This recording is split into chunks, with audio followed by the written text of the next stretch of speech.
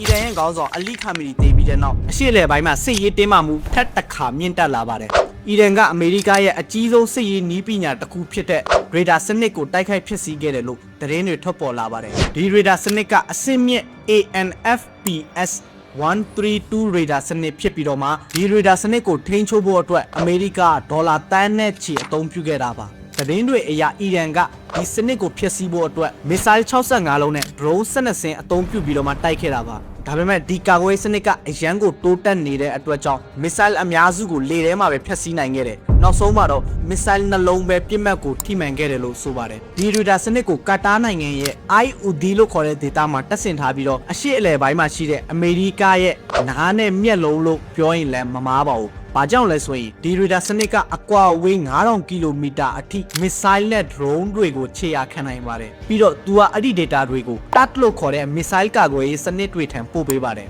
အီရန်ကဒီ IUD data တခုပဲမဟုတ်ပဲနဲ့တခြားအရှေ့အလယ်ပိုင်းမှာရှိတဲ့အမေရိကရဲ့တပ်စခန်းတွေအားလုံးကို target ထားပြီးတော့မှတိုက်ခတ်နေပါတယ်ဒီဖြစ်ရပ်တွေကြောင့်အရှေ့အလယ်ပိုင်းဒေသမှာစစ်ရေးတင်းမာမှုပိုမြင့်လာနိုင်တယ်လို့ကျွမ်းကျင်သူတွေကသုံးသပ်ထားပါတယ်